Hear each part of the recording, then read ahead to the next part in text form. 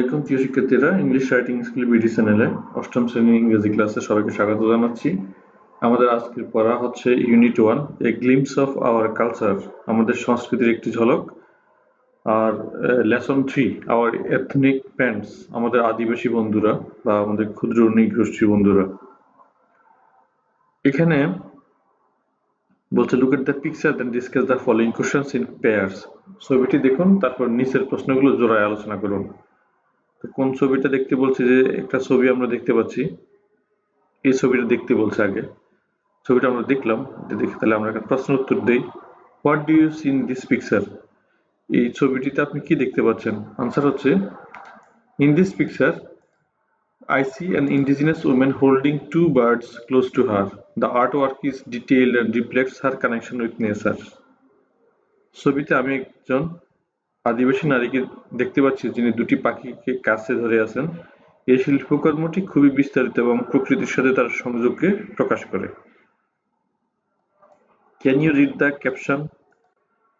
আপনি কি শিরোনামটা পড়তে পারছেন? আমরা ছবির নিচে যে একটা ক্যাপশন আছে, যে ছবির নিচে এই যে ক্যাপশনটা, এটার কথা বলা হচ্ছে। তো আমরা বললাম হ্যাঁ, আমরা এটা পড়তে পেরেছি। Yes, the caption reads artwork by Joydev Roser of an indigenous woman, emphasizing her deep connection to nature and the environmental wisdom she holds.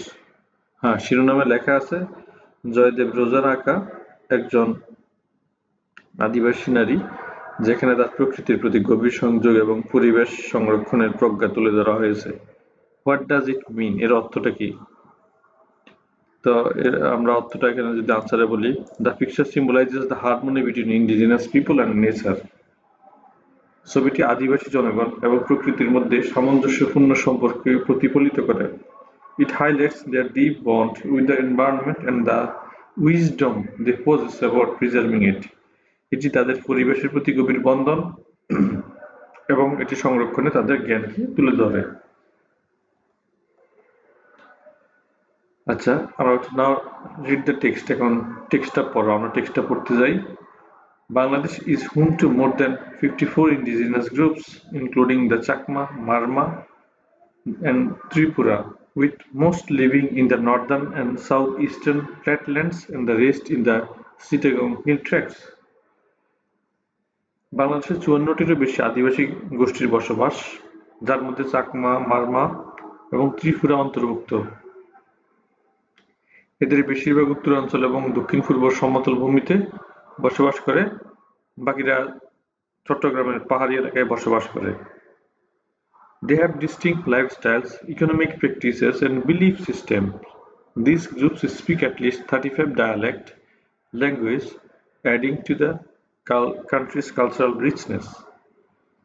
তাদের জীবনধারা, অর্থনৈতিক কার্যকলাপ এবং বিশ্বাস পদ্ধতি ভিন্নতায় ভরা। এই গোষ্ঠীগুলো অন্তত 35টি ভিন্ন ভাষায় কথা বলে, যা দেশের সাংস্কৃতিক বৈচিত্র্যকে বাড়িয়ে তোলে।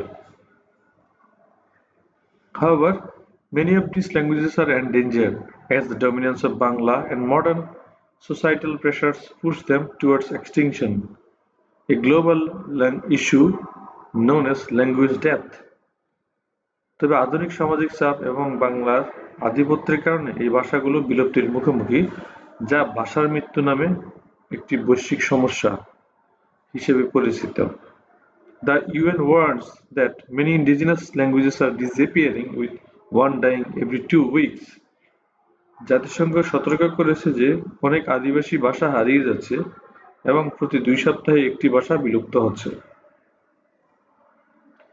During the British colonial rule, indigenous communities played a significant role in resisting oppression. Leaders like Sidhu and Kanu led uprisings such as the Santal Rebellion, highlighting their contribution to the anti-colonial struggle. British ঔপনিবেশিক শাসনের সময় আদিবাসী সম্প্রদায় অত্যাচারের বিরুদ্ধে প্রতিরোধে গুরুত্বপূর্ণ ভূমিকা পালন করেছিল। সিধু এবং কানুয়ের মতো নেতারা সাঁওতাল বিদ্রোহের মতো আন্দোলনের নেতৃত্ব দিয়েছিলেন, যা তাদের ঔপনিবেশিক বিরোধী সংগ্রামের অবদানকে তুলে ধরে। Despite this legacy, indigenous people in Bangladesh today face challenges in preserving their languages and culture. এই ঐতিহ্য থাকা সত্ত্বেও আজকের বাংলাদেশে আদিবাসী জনগণ তাদের ভাষা এবং সংস্কৃতি সংরক্ষণে চ্যালেঞ্জের মুখোমুখি। The government's effort to include indigenous languages in preschool education face hurdles like a lack of trained teachers and resources for higher education. সরকার প্রাথমিক শিক্ষায় আদিবাসী ভাষা অন্তর্ভুক্ত করার চেষ্টা করছে, তবে প্রশিক্ষিত শিক্ষক এবং উচ্চশিক্ষার জন্য প্রয়োজনীয় সম্পদের অভাবের কারণে এটি বাধাগ্রস্ত হচ্ছে।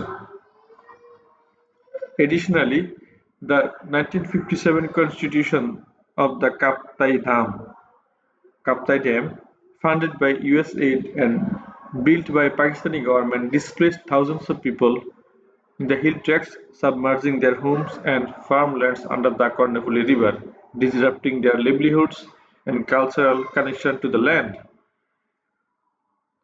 এছাড়াও 1957 সালে ইউএসএআইডির অর্থায়নে এবং পাকিস্তান সরকারের তত্ত্বাবধানে নির্মিত কাপ্তাই বাঁধ হাজার হাজার মানুষকে পাহাড়ি অঞ্চল থেকে বাস্তুচ্যুত করেছিল। কর্ণফুলী নদীর নিচে তাদের বাড়ি ও চাষযোগ্য জমি ডুবে গিয়েছিল, যার ফলে তাদের জীবিকা এবং ভূমির সাথে সাংস্কৃতিক সংযোগ ক্ষতিগ্রস্ত হয়। This history of displacement and ongoing marginalization continues to affect indigenous communities in Bangladesh. এই বাস্তুচ্যুতির ইতিহাস এবং চলমান প্রান্তিকতা এখনো বাংলাদেশের আদিবাসী সম্প্রদায়ের উপর প্রভাব ফেলছে। আমরা এখন ট্রু ফলস দেখব। ট্রু আর false. If false, give the correct information. সত্য না মিথ্যা সেটা বলতে বলেছে, এবং যদি মিথ্যা হয় তা সঠিক তথ্য দিতে হবে। Bangladesh is home to more than 54 indigenous groups, including the Chakma, Marma and Tripura. বাংলাদেশের চাকমা, মারমা এবং ত্রিপুরা সহ 54টির বেশি আদিবাসী গোষ্ঠীর বসবাস। এটা true. The indigenous groups in Bangladesh speak only a few languages, with most of them being well preserved. বাংলাদেশের আদিবাসী গোষ্ঠীগুলো শুধুমাত্র কয়েকটি ভাষায় কথা বলে, যেগুলো বেশিরভাগই সংরক্ষিত। এটা ফলস। তো এটা কারেক্ট ইনফরমেশনটা কি হবে?